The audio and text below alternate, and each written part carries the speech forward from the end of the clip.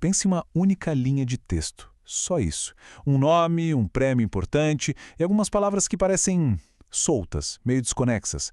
O que será que elas podem revelar sobre um dos autores mais aclamados do nosso tempo? Hoje, a gente vai desvendar exatamente esse mistério.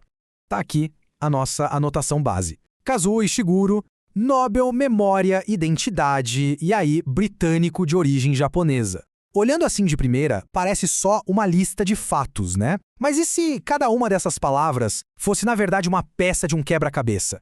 Um quebra-cabeça bem maior e muito mais fascinante. Então, a grande pergunta que vai guiar a nossa conversa é justamente essa.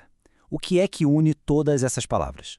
Como é que elas se costuram para contar não só a história de um autor, mas para revelar alguma coisa? Alguma coisa sobre as forças que moldam todos nós. Bora começar a ligar esses pontos. A primeira conexão a gente encontra nos temas centrais da obra do Ishiguro. E isso nos leva direto, sem escalas, para as grandes questões que ele explora o tempo todo nos seus livros. E olha, no centro de tudo, a gente encontra dois conceitos que são, assim, os verdadeiros pilares do trabalho dele: memória e identidade.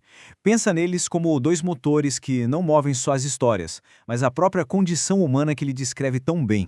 Vamos começar pela memória. Por Ishiguro, a memória não é um arquivo certinho, fiel ao passado. Longe disso. É a bagagem que a gente carrega. Às vezes essa bagagem é pesada, distorcida e bem pouco confiável, sabe? É como se fosse um terreno meio movediço sobre o qual a gente tenta construir quem a gente é. E aí, se a memória é essa bagagem que vem do passado, a identidade é a nossa tentativa de nos encontrarmos no presente. Não é uma coisa fixa, definitiva, é uma busca constante, um vir a ser que é assombrado e moldado por essas mesmas memórias. As duas não só conversam, elas dançam e muitas vezes entram em um baita conflito. Certo. Então a gente já tem nos temas. Mas por que essa obsessão toda, especificamente com memória e identidade? De onde isso vem? Para encontrar a origem dessas histórias, a gente precisa voltar para a nossa anotação original e conectar o autor à sua arte. E a resposta está bem aqui. Britânico de origem japonesa. Isso é muito mais do que o simples dado biográfico. É o epicentro de toda a atenção criativa dele. Imagina só ter dois mundos, duas culturas, duas histórias colidindo dentro de uma pessoa só. É daí que a arte dele nasce. Aqui a gente vê essa conexão em ação.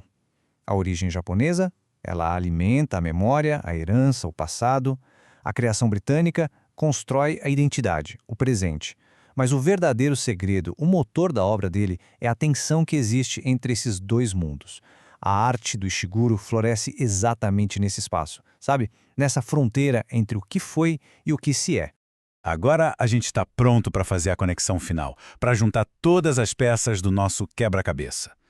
Por que essa exploração toda da memória e da identidade que nasce de uma herança dupla? Por que isso é tão importante? Bom, a resposta nos leva de volta à primeira palavra da nossa anotação: Nobel.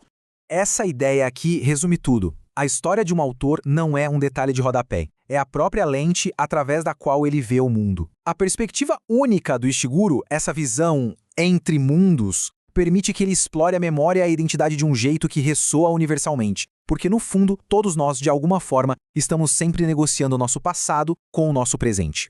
E assim, o quebra-cabeça se completa. A gente começou com um nome: Kazuo Ishiguro. Vimos como o prêmio Nobel dele é fruto da exploração de dois pilares: memória e identidade. E finalmente a gente descobriu a chave que conecta tudo, a herança dupla dele, a fonte da sua visão de mundo única. E pensar que tudo isso veio de uma única anotação. A história do Ishiguro, no fim das contas, nos mostra como uma vida é moldada por essa tensão, né, entre o passado e o presente. E isso acaba levando a gente para uma reflexão final. Uma reflexão que não é sobre o autor, mas sobre nós mesmos. Fica perguntando ao ar, quais são as peças do nosso próprio quebra-cabeça? De que forma o nosso passado está definindo quem a gente está se tornando hoje?